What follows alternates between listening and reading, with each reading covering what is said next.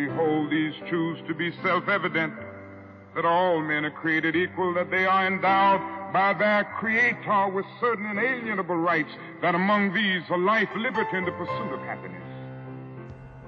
Had my first child when I was 19. She's 11 now. She's into sports. She's sweet, kind, very polite.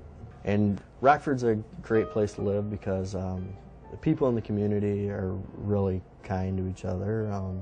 It's been a good place to work. At the Gunite plant, I took a lot of pride in pouring iron. It's a hard job, but I enjoyed it because I knew I gave my all every day and I took pride in it. I started out in the foundry as an iron pourer. It is a very hot job. I sweated it out because I knew I wanted to be there. For the most part, you know that you're in a safe environment, a family environment. Rockford is a working town. I have 3 sons, and I was blessed by God, and I married my soulmate. I know that I'm married to the person that I'm going to be with for the rest of my life, and that's a comforting thing. If a man doesn't have a job or an income, he has neither life nor liberty, possibility for the pursuit of happiness. He merely exists.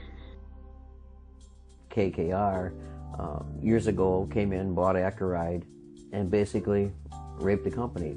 Firing everybody left and right. They make you do 2 to 3 jobs so that they can get that payroll down to rock bottom. They take away health benefits, take away retirement benefits. They have not looked out for us in issues of health and safety. Prior to that, I felt like they would treat us as individual, people. But since KKR came in, that's been shut down. They're bound and determined, it seems, to break the unions. We didn't get a chance to strike because the company locked us out.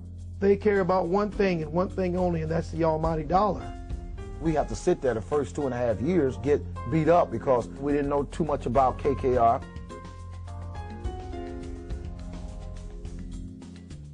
We, along with people from Philadelphia, Pennsylvania, Pittsburgh, Pennsylvania, Brilliant, Wisconsin, Cedar Rapids, Iowa, are facing these buyouts. I think they're greedy, have no regard for anybody beneath them. Hey, this guy needs a couple of days off because he needs to go down to here because his mom's gonna die. She's right on her deathbed. Is she dead yet? No, she's not dead yet. Well, she's not dead then. So go back to work. The Kravis Company bought the firm for $500 million, putting down about 20%, borrowing the rest, and deducting the interest from its taxes. Then he stripped the firm, reduced jobs, cut wages, took $16 million worth of management fees, and when all the value had been sucked out of the company, he sold it. It was a great deal for Henry Kravis. It was a terrible deal for America.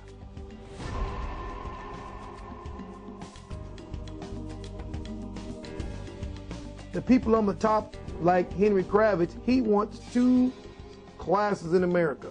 Those that have it and those that don't. Because those that don't, we'll be grappling around his table for whatever he pushes off that table. Guys like Henry Kravis, they come in and they're eliminating the middle class. They have no regard for working people. We grossed $355 million in the first quarter. Okay, $355 million in the first quarter, but what did you give us? You didn't give the members, the workers, nothing. Well, we get a good quality product out the door, which we've done for many, many years, and we take a lot of pride in that. Basically, we are the people that make him. He's running around in his private jet, living in his mansion, got his maid living in a room. She wouldn't be there if it wasn't for people like me, people going to work every day, working for $20-something an hour. A true revolution of values will soon look uneasily on the glaring contrast of poverty and wealth.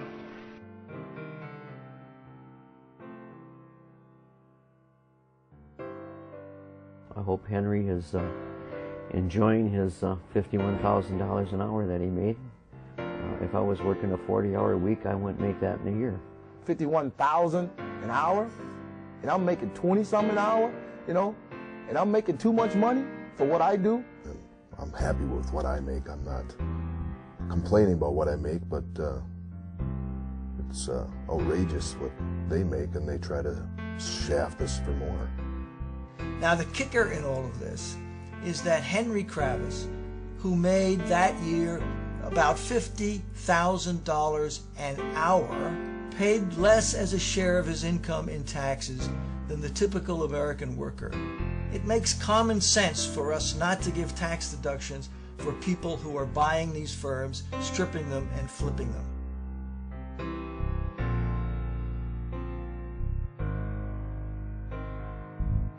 There's no loopholes in the system for me to pay less than what I am supposed to pay. I go to work every day, I pay my taxes. This society has become, if you are of the privilege, that you are above the law. Because why?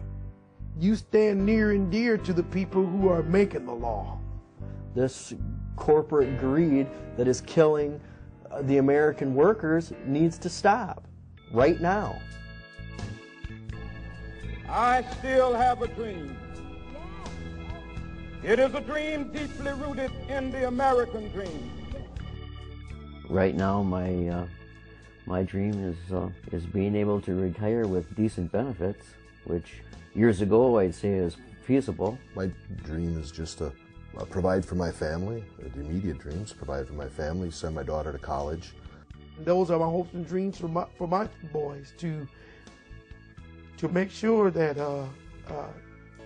that they have the opportunity to live in this American dream that they see on TV every day, that's so easily accessible to get. Elected officials, I could wish they would do a better job, because sometimes you got to wonder if they know what the common man is even thinking anymore. If the people up on the hill are going to continue to let these people pay their responsibility, then we've got the wrong people sitting in those seats up there. We need to let them know where we stand. We want to look out for every man, woman, and child in this country. And that's probably the best way we're going to be able to do it, by going out there, marching, and letting Congress know how we feel.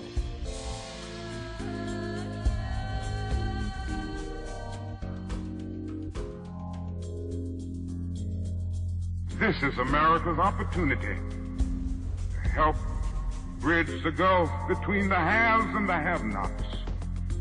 The question is whether America will do it.